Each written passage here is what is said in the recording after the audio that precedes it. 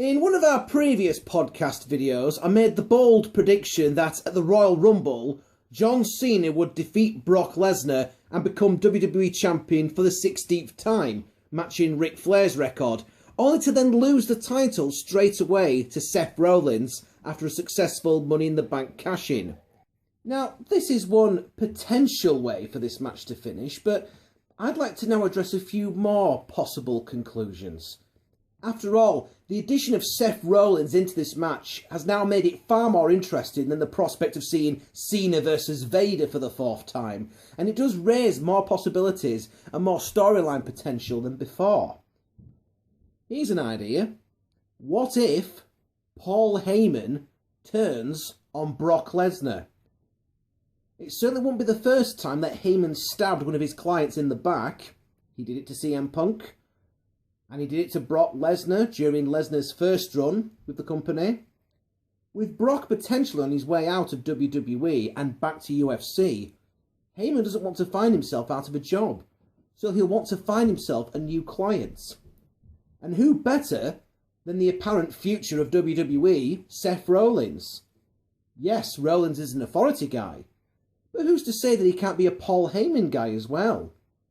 WWE has already dropped strong hints at a Rollins-Heyman partnership, and the two of them would be great together, as both of them are slimy manipulators that fans love to hate, or hate to love, depending on your point of view. These two will be perfect for each other.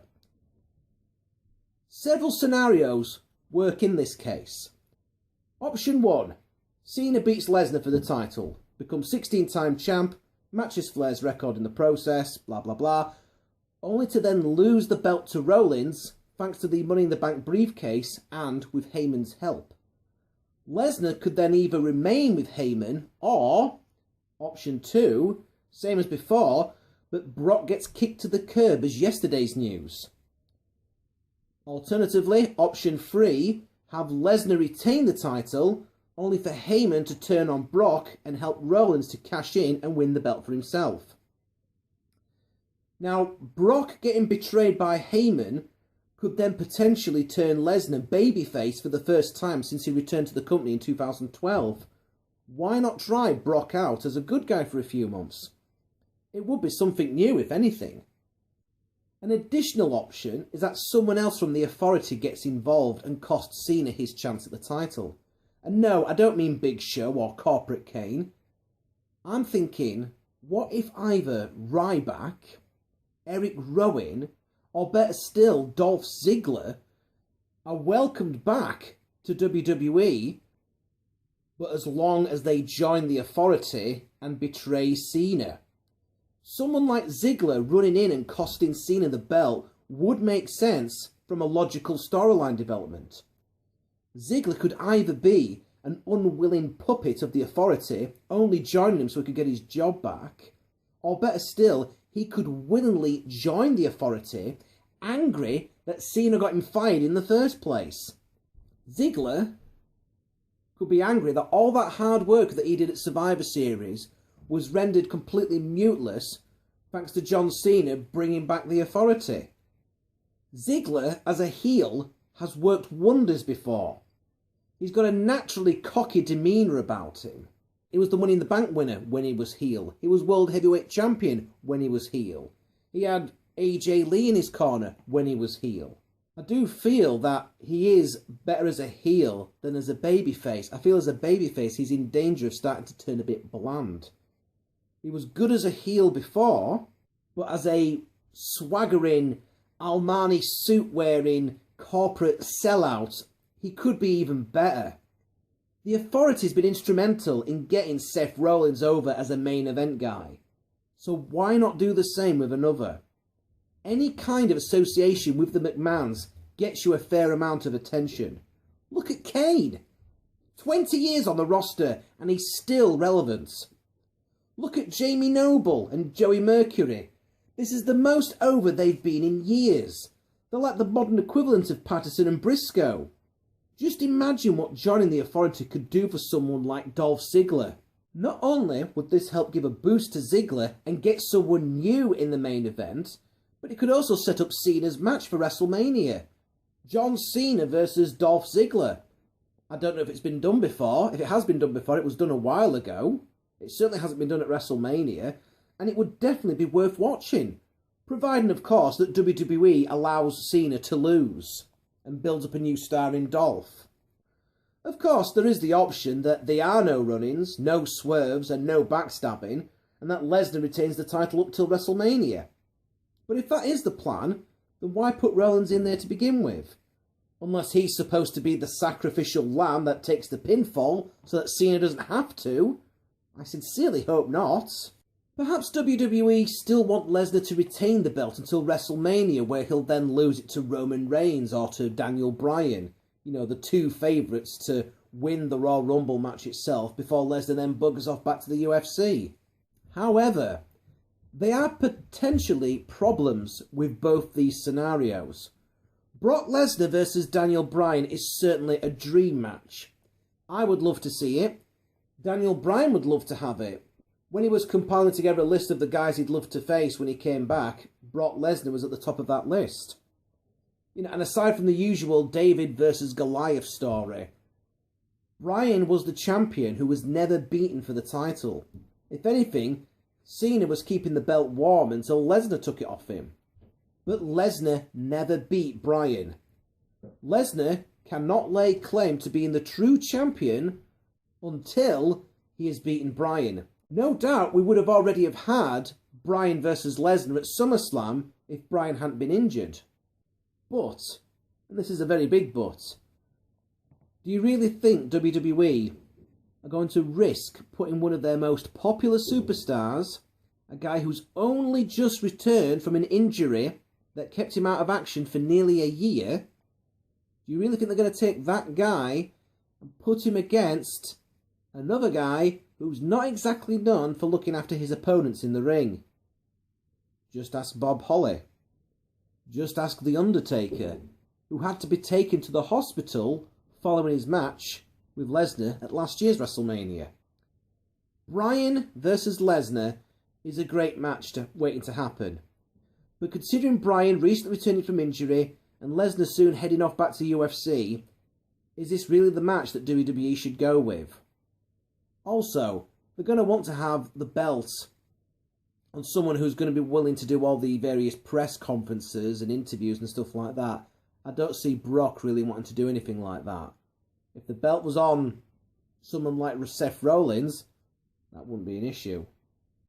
After all, Bryan still has that rivalry going with the Authority. He may have won the big one at last year's WrestleMania, but the Authority are still kicking around, so that rivalry hasn't gone away. Seth Rollins is currently the golden boy of the Authority.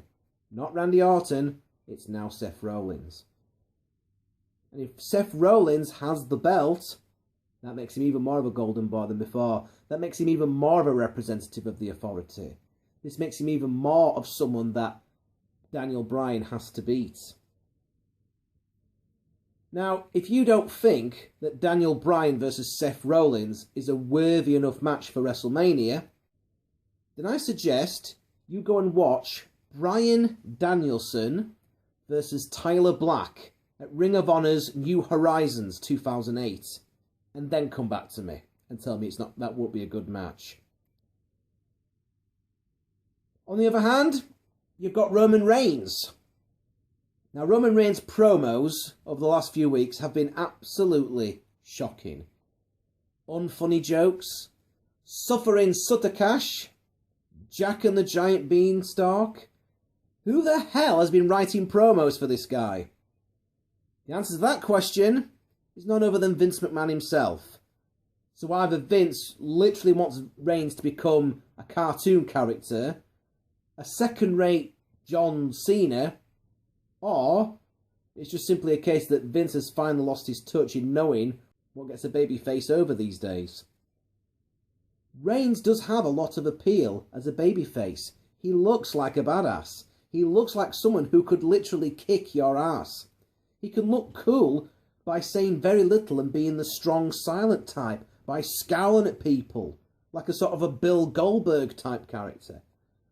This awful, cliched, scripted material that he's been given is doing him no favours whatsoever.